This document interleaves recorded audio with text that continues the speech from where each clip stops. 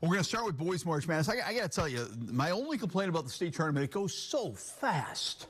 I mean, Friday we had 5 schools that were so excited. They were sectional champs, and tonight most of the 5 are heartbroken, but that's why we call it madness, right?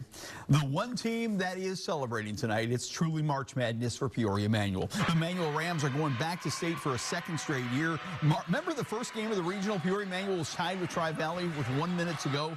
Well, since then, they have been a buzzsaw, and tonight they buzzed right through Johnsburg. That was Shaquan Brown with the 3. Watch Taj Tolliver. He's a magician with the basketball. Dribbles through everyone and scores for Peoria Manual right here. Manual scored 26 points in the first quarter at the Sterling Super Sectional and really never looked back. I'm telling you, if Manual can hit their threes, nobody in the state's going to beat them. Josh Humbles for 3. Then sophomore Rico Booker, he keeps playing better and better. He hits a 3.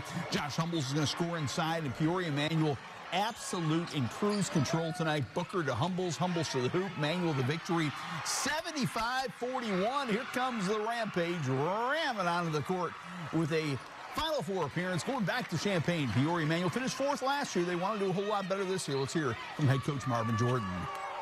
Yeah, the keys for us victory today was staying together as a team, believing in each other, and sticking to the game plan. I think that was a major key for us, sticking to the game plan and understanding that we had a good game plan, and that, you know, executing it will get us the job done.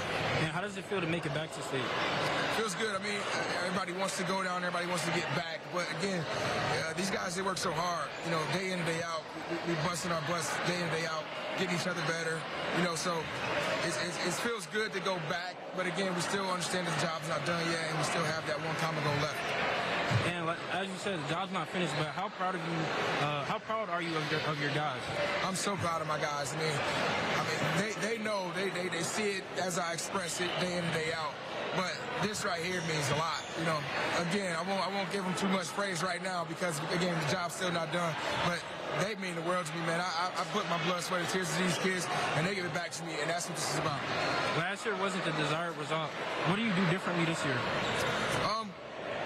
I mean, it's easy to just say, you know, pay attention to more detail. I mean, you know, just spend more time getting prepared, you know, those things, you know, watching more film and just, you know, things like that. Paying attention to, you know, what we need to fix and what, you know, we could tweak. So things like that. They'll have a tough test against a strong Tolono Unity team Friday afternoon.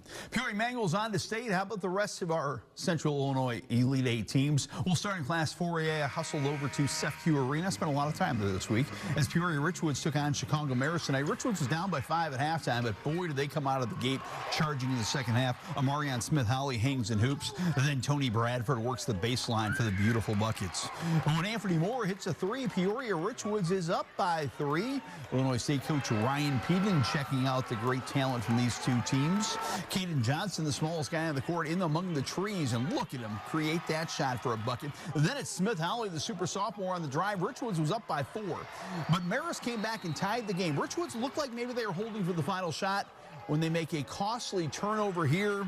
Stephen Brown tips it away, recovers, and throws it down. The dunk puts Marist up by 2. They add a free throw to go up by 3. Richwoods would have a final shot. Smith-Howley, a heavily contested 3, is short, and time runs out on Peoria Richwoods. Marist wins it 56-53. Richwoods moved up from 3A to 4A. They made it to the Elite 8, but their season ends tonight. We had a few bad turnovers, and had we executed better, we could have won this game as a team. Still proved a lot, though, don't you feel like the last couple weeks? Yeah, I feel like we proved a lot. Like I said, nobody expected us to get this far, being from where we came to 4A, being at 3A. So I'm real proud of the guys, being dogs, being able to come back. Now to Class 3A, and when I talk about how quick the state tournament goes, actually this afternoon, I've been so busy with girls basketball, I filed the highlights of Morton's win over Kankakee. An unbelievable win by the Potters over the #1 ranked team, but no time to celebrate because today they're right back in action at Northern Illinois University taking on Canelan. The Potters came out, charged up. They jumped out to an 8-point lead in the bucket. Owen Adams in the game. Owen Adams terrific off the window for 2. Then Jude Zeller rolls and banks one in for the Potters. Again, a great start from Morton. Tommy Krupa kicks it out. Owen Adams knocks it down for 3 right here. But this game would be very close throughout. Second half, Potters are actually trailing when they get a beautiful highlight right there. Brendan Petty to Colin Burns for 2. Then Owen Adams to Silas Steffen for a 3-point play, and the Potters have the lead. But Morton is down 2 in the final 20 seconds. They run a great play here. Alex McKee, the alley-oop over the shot blocker right to Colin Burns to tie the game. But Camelin has a chance for a final shot, and they get the final shot. They get it inside, score the go-ahead bucket to go up by 2. Potters call timeout. They put 2 seconds back on the clock. Would there be a March Madness miracle for Morton? No. The best season in Morton history, tying their best ever finish, Elite 8, comes to an end. Camelin goes to, 35-0. They have not been beat. Morton had not lost since December. A great season ends in the Super Sectional for the Potters. We had so many chances to finish this one out. I think everyone played their heart out. It was just a really good season. We overcame a lot of adversity and exceeded many expectations we had for ourselves and that everyone had for us. Proud, happy for for the season we've had. Disappointed in the ending, but everybody's disappointed unless you're holding up that state trophy. So this one hurts, but we'll have a chance to reflect and gain some perspective on it and look back at what a special year this was. And we lost to a team that hasn't got beaten yet, so hope Camelin can go all the way. How proud are you of this group and what they've accomplished this year? Oh, so proud. Words can't express how much this group means to me. It's a great group of seniors that I've had the opportunity and blessing to have for 3 years, starting their sophomore year, at least most of them, and it's a fun one that, again, we'll look back and enjoy. Indeed, many, many great memories, a great season for the Morton Potters. 2 Heart of Illinois Conference teams playing in Super Sectionals tonight. Leroy ran into a buzzsaw in Lawrenceville, fell behind, could not recover. Still a great season for Leroy. It ends in the Elite 8.